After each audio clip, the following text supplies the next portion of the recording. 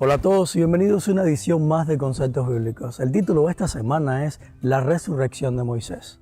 La semana pasada vimos cómo Jesús y los apóstoles veían a todas las escrituras, incluyendo el libro de la ley, como testimonios del carácter de Dios. Es por eso que Jesús dijo que todas las escrituras dan testimonio de Él o lo señalan a Él, Juan 5:39. Sin embargo, no cabe la menor duda que dentro de la mente de todo israelita que se mantenía sujeto al antiguo pacto, hablar de la ley era hablar de Moisés. De hecho, Juan, conociendo esto, dijo en la introducción de su evangelio: porque la ley fue dada por medio de Moisés, pero la gracia y la verdad nos vinieron por medio de Jesucristo. Juan 1:17. De igual manera, tanto los 10 mandamientos como a todo el libro de la ley en sí se le cita varias veces en la Biblia como la ley de Moisés o la ley mosaica. Es por eso que el libro de Deuteronomio comienza y termina con Moisés. Comencemos.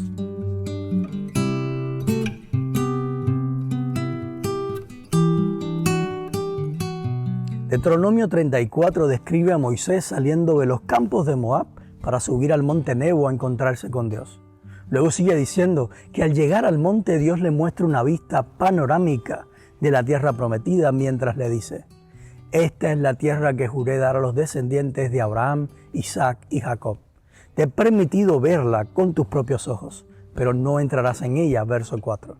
Y el siguiente verso dice: allí en Moab murió Moisés, siervo del Señor, tal como el Señor se lo había dicho.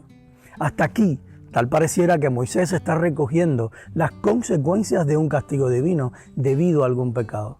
Cuando vamos a Números 20:12, nos damos cuenta que efectivamente la narrativa bíblica parece presentarlo como un castigo de Dios, porque el texto dice: pero el Señor les dijo a Moisés y a Aarón: puesto que ustedes no creyeron en mí, ni me santificaron delante de los hijos de Israel, no llevarán a esta congregación a la tierra que les he dado. Ahora, yo no sé a ustedes, pero por lo menos a mí me surgen unas cuantas preguntas a raíz de esta idea de un castigo divino. Por ejemplo, ¿por qué Dios castigaría a Moisés con no entrar a la tierra prometida? Y peor aún, ¿qué clase de Dios te hace subir a un monte para mostrarte todo lo que no vas a disfrutar junto a los tuyos? Si estudiaste la lección pasada, quizás esto te trajo a la mente la tercera tentación de Jesús en el desierto, cuando Satanás lo sube a la punta de un monte para mostrarle toda la tierra que él vino a ganar de regreso, con la premisa de dársela a cambio de que él lo obedeciera dándole su adoración. Y es que solo Satanás sería capaz de llevar a un niño a una fábrica de golosinas para, una vez que le mostró todos los caramelos y chocolates de diferentes sabores y colores, decirle que eso fue lo que se perdió por no obedecerlo. ¿Sabes por qué? Porque solamente el reino de Satanás o el reino de las tinieblas funciona bajo los principios de recompensa y castigo, pero no el reino de Dios. Uno de los más grandes cambios de paradigma que trajo Jesús fue revelarnos en palabras y acciones que Dios no está en contra de los pecadores, sino en favor nuestro. Que Dios no es un Dios enojado, ni un tirano implacable que está pendiente de lo que hacemos para castigarnos o recompensarnos según nuestras obras o nuestra perfecta ejecución de sus órdenes. Sino que Dios es realmente nuestro Padre en todo el sentido de la palabra y que nos ama como tal. Por lo tanto, si tenemos en cuenta que la tierra física de Canaán era tan solo una ilustración o una parábola de los nuevos cielos y nueva tierra que Dios promete en la restauración de todas las cosas, entonces el hecho de que Moisés no entrara en Canaán como resultado de un castigo de Dios por sus pecados sería admitir que nuestras obras o la ejecución perfecta de las órdenes de Dios es lo que determina si nos ganamos la tierra prometida como una recompensa, o si somos castigados por Dios no dejándonos entrar a ella y solamente permitiéndonos contemplarla desde lejos como un método más de tortura y de acentuar en nosotros el deseo de lo que pudimos ganar. Y yo te pregunto, ¿en qué parte de la Biblia dice Dios que Él estaba castigando a Moisés por su desobediencia o por no hacer exactamente lo que le dijo que hiciera? ¿De quién viene la idea de que Moisés recibió un castigo de Dios al no entrar a Canaán liderando a Israel. Lee Deuteronomio 1:37 y 4:21. ¿Cómo percibió Moisés el hecho de que Dios le dijo que no sería él quien introduciría la congregación de Israel en la tierra prometida? Piensa en estas dos veces que Moisés le saca en cara este tema al pueblo. ¿Qué percibes en sus palabras? ¿A un líder asumiendo sus errores con madurez o a un líder evitando reconocer sus errores culpando a otros por sus acciones?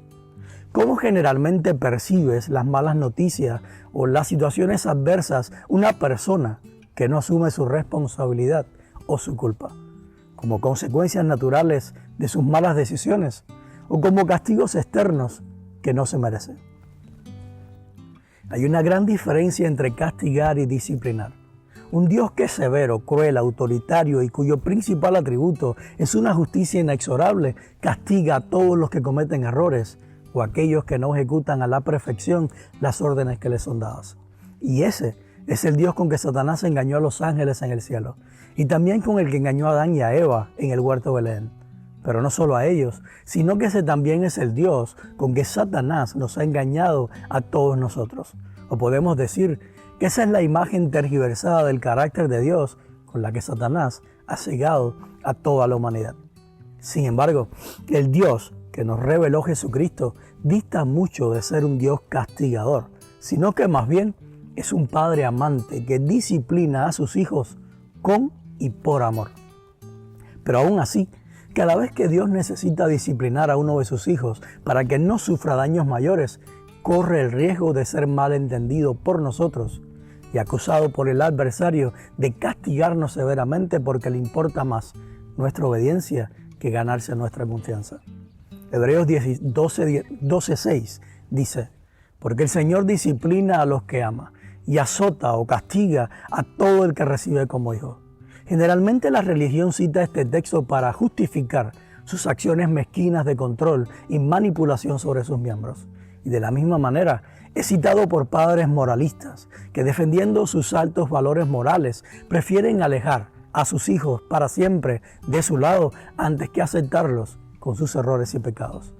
Sin embargo, ambos omiten por completo el contexto de dicha expresión. El autor de Hebreos toma prestado este pasaje de uno de los proverbios de Salomón que dice, Hijo mío, no desprecies la disciplina del Señor, ni te ofendas por sus reprensiones, porque el Señor disciplina a los que ama, como corrige un padre a su hijo querido. Proverbios 3 del 11 al 12. Como dije hace un momento, hay una gran diferencia entre castigar y disciplinar. Y el contexto de este proverbio es el de un padre que corrige una actitud específica en su hijo, porque lo quiere y ama demasiado como para dejarlo sufrir debido a las decisiones erradas que está tomando.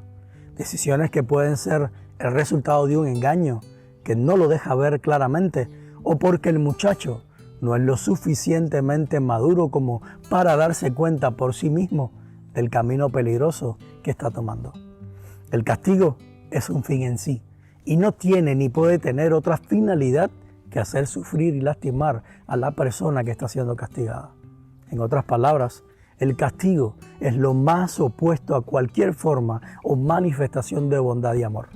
En cambio, la corrección o la disciplina es un medio que puede ser doloroso y hasta desagradable, pero que siempre es para obtener un fin posterior con resultados positivos y de gozo, tanto para el padre como para el hijo. En adición a esto, la palabra disciplina es en el griego paiduo, que significa entrenar a un niño, ser instruido, enseñado, educado o aprender por medio de la enseñanza. De igual manera, tanto la palabra disciplina como la palabra discípulo se derivan del latín discipulus, lo que significa que ambas tienen la misma raíz etimológica.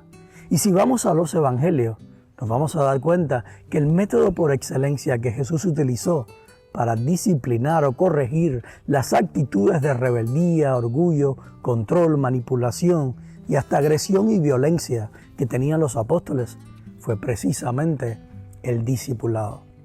Y yo te pregunto, ¿cómo Jesús transformó a Pedro de ser un hombre arrogante, violento e impulsivo a ser un poderoso líder de la iglesia apostólica? castigándolo por negarlo 3 veces, o por portar una espada con la que casi le corta la cabeza al siervo Malco, o más bien discipulándolo con amor.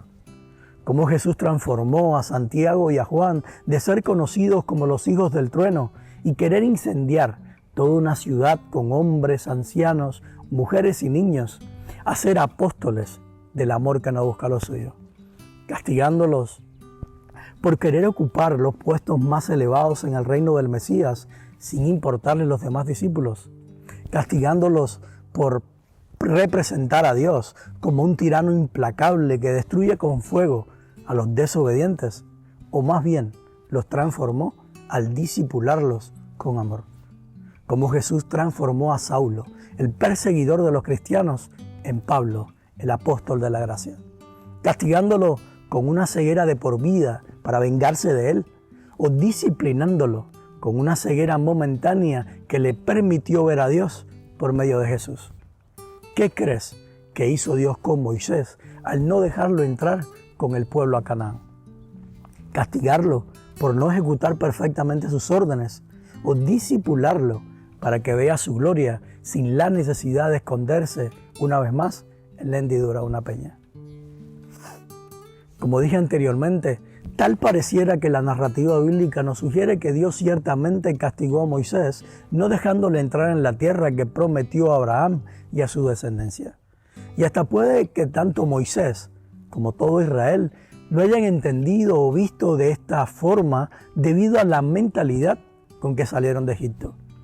Una mentalidad que los hacía filtrar todas las cosas por medio del sistema de castigo y recompensa, el cual no es más que una forma de pagar lo merecido en dependencia de nuestros esfuerzos humanos. Sin embargo, cuando analizamos algunos textos de Números, podemos llegar a conclusiones muy diferentes. Por ejemplo, Números 20 es el capítulo clave para comenzar a entender el por qué Moisés no cruzó el Jordán junto con Israel. Y acá nos encontramos una vez más al pueblo de Israel quejándose y murmurando en contra de Moisés y haciéndolo responsable de no tener alimentos y mucho menos agua para poder beber. Debido a esto, Moisés y Aarón se echaron sobre sus rostros a la entrada del tabernáculo de reunión para pedir la dirección de Dios, y Dios les dijo: toma la vara y tú y tu hermano Aarón reúnan a la congregación, y a la vista de todos ellos díganle a la peña que les dé agua. Así sacarás agua de la peña y les darás de beber a la congregación y a sus bestias. Verso número 8. Inmediatamente Moisés tomó la vara y reunió a toda la congregación delante de la peña y les dijo: oíganme ahora, rebeldes, ¿acaso tendremos que sacar agua de esta peña? Y dicho esto, levantó su mano y con su vara golpeó la peña 2 veces, y al instante brotó agua en abundancia, y bebieron la congregación y sus bestias. Versos del 10 al 11. Y es bajo este contexto que Dios le dice a Moisés y a Aarón en el verso 12: puesto que ustedes no creyeron en mí, ni me santificaron delante de los hijos de Israel, no llevarán a esta congregación a la tierra que les he dado. Ahora analicemos esto. Por lo general, la interpretación que se le da a lo sucedido es que Moisés no hizo exactamente lo que Dios le había dicho, y como castigo a su desobediencia, perdió su derecho a entrar en la tierra prometida junto al pueblo. Sin embargo, interpretarlo así sería, número 1, admitir que el reino de los cielos se rige por los principios de recompensa y castigo del reino de las tinieblas. Y número 2, el gran conflicto no sería una mentira que Satanás levantó en contra del carácter de Dios y su gobierno, sino una gran verdad por la cual deberíamos agradecerle. El otro problema que presenta esta interpretación o otras variables que siempre terminan poniendo a Moisés como culpable de desobediencia y merecedor de un castigo divino, es que interpretan obediencia como la ejecución perfecta de una orden o mandamiento, y en este caso de una orden divina. Sin embargo, la palabra obediencia, que se usa frecuentemente en la Biblia, es en griego hupakoe, que literalmente significa disposición a escuchar y sumisión a lo escuchado. Por lo tanto, cuando la Biblia habla de obediencia, no lo hace en los términos de una perfecta ejecución de lo que Dios nos dice. sino bajo los principios de la fe, porque como dijo Pablo, la fe viene por el oír y el oír por medio de la palabra de Dios. Romanos 10:17. Es por eso que cuando Dios le habla a Moisés y a Aarón después de haber golpeado la peña, en vez de hablarle, Él comienza diciéndoles, puesto que ustedes no creyeron en mí. Porque no se trata de una ejecución perfecta de una orden divina, sino de creer. Creer que las maneras de Dios siempre son las mejores. Creer que Dios no resuelve las cosas por medio de la violencia ni el uso de la fuerza, sino por medio de los principios del amor y la libertad. Creer que Dios no nos mueve el arrepentimiento empleando la fuerza o la intimidación provocada por manifestaciones de poder, sino solamente mostrándonos su constante bondad. Y finalmente, creer que la palabra de Dios no necesita nuestra ayuda para que logre aquello que se propone, sino que la palabra tiene en sí misma un poder creador, capaz de dar vida y de traer a la existencia aquello que antes no existía. Y yo te pregunto, ¿por qué crees que Moisés le pegó a la roca en vez de hablarle? ¿Será que Moisés le hizo a la roca lo que hubiera querido hacerle al pueblo en ese momento? ¿No habrá sido la roca el chivo expiatorio que se llevó los golpes de un líder enojado con su pueblo? ¿Acaso no fue el quebrantamiento de la roca inocente lo que provocó la bendición de los culpables? ¿Te das cuenta que la roca perdona y bendice incluso a la mano que la golpea? ¿Cuántos bebieron ese día en el desierto del agua viva que salió de la roca? ¿Había alguno entre ellos que se merecía beber del agua? ¿Hizo la roca acepción de personas a la hora de saciarle la sed a alguien? ¿Cuánta agua salió de la roca? ¿Poca o abundante? ¿Cuánto de semejante hay en esta historia con nuestra realidad, la realidad de toda la humanidad y Jesús? Para el bonus de esta semana, quiero sugerir algunas ideas de cómo atar algunos cabos sueltos sobre la muerte y resurrección de Moisés. Comencemos por preguntarnos cómo podemos entender el por qué Moisés no entró junto con el pueblo a Canaán desde otra perspectiva que no sea un castigo divino por su desobediencia. En primer lugar, necesitamos replantearnos la pregunta, enfocándonos en el propósito correcto. Generalmente ponemos el énfasis en el hecho de que Moisés no entró en la tierra prometida. Y esto sucede porque estamos acostumbrados a ver la tierra prometida, la salvación y la vida eterna como recompensas por lo que hacemos, decimos y aceptamos como verdad. Sin embargo, esto nos lleva a mirarnos a nosotros mismos constantemente para evaluar nuestra condición legal delante de Dios y para medir, por medio de resultados, cuán fieles somos en ejecutar perfectamente las órdenes y mandamientos de Dios. En otras palabras, obras y más obras. En cambio, cuando nosotros vamos a la respuesta de Dios a Moisés y Aarón, podemos notar que Él no puso el énfasis en no entrar en la tierra prometida, sino en el liderazgo del pueblo. En Números 22:12 Dios dice, puesto que ustedes no creyeron en mí, ni me santificaron delante de los hijos de Israel, no llevarán a esta congregación a la tierra que les he dado. Dios no le quitó a Moisés la promesa de entrar en la tierra prometida, sino su liderazgo para esta nueva etapa en el crecimiento de Israel. De hecho, la misma Biblia nos da evidencias más adelante de que Moisés fue el primero en entrar a disfrutar la promesa hecha a Abraham y a su descendencia. Por lo tanto, el tema en cuestión no era la promesa de Dios, sino la misión de Moisés.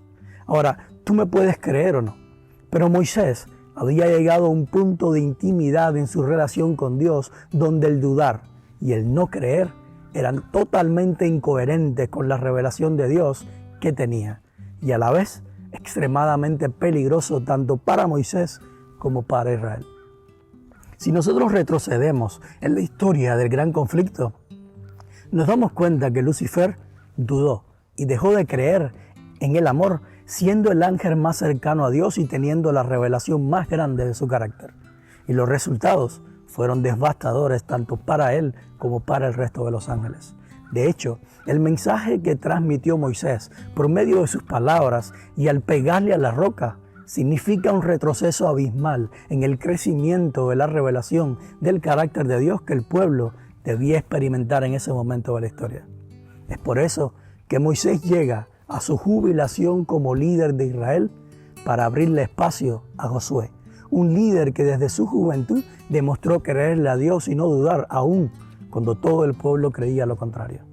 Si notamos, el mismo patrón de Moisés y Josué como sucesor de su misión lo podemos encontrar con Elías y Eliseo, que curiosamente son los dos profetas más significativos en la historia de Israel y ambos fueron trasladados con Dios al cielo. Finalmente, quiero terminar con la resurrección de Moisés descrita en la epístola de Judas. Si el diablo estaba reclamando el cuerpo de Moisés, era porque tenía razones para hacerlo. De la misma manera en que tenía razones para acusar delante de Dios al sumo sacerdote Josué en Zacarías 3. Y también de la misma manera en que siempre va a tener razones suficientes para reclamarnos a todos nosotros como suyos y por ende indignos de merecer la salvación. Sin embargo, las buenas noticias del Evangelio no es que somos salvos cuando el diablo no tenga nada que acusarnos, de qué acusarnos, o cuando él no tenga razones para reclamarnos como suyos, sino que las buenas noticias del Evangelio es que Jesucristo es digno de ser llamado nuestro Salvador y que es por su gracia que nos salva a pesar de que se hallen razones en nuestra contra para ser acusados de lo contrario. Dios no está buscando personas dignas de ser salvadas, sino que está buscando personas que estén dispuestas a confiar de que Jesús es digno de salvarnos. Hemos llegado al final del estudio de hoy y espero que hayas disfrutado tanto como yo el encontrar a Jesús, quien es la verdad presente en el libro de Deuteronomio o el libro de la ley. Jesús dijo una vez, porque todo el que pide recibe, el que busca encuentra y el que llama se le abre. Mateo 7:8. Por lo tanto, no hay un solo libro en las Escrituras en el cual no recibamos luz sobre el carácter de Dios si tan solo lo pedimos. Tampoco hay un solo libro en toda la Biblia en el cual no podamos encontrar la revelación de Jesús acerca del Padre, si es eso lo que estamos buscando al estudiar. Y finalmente, no hay una sola persona a la que el Espíritu de Dios no puede abrirle los ojos para ver y los oídos para escuchar si tan solo lo llamamos. Que Dios te bendiga y nos vemos la próxima semana con una nueva serie de estudios sobre el libro de Hebreos.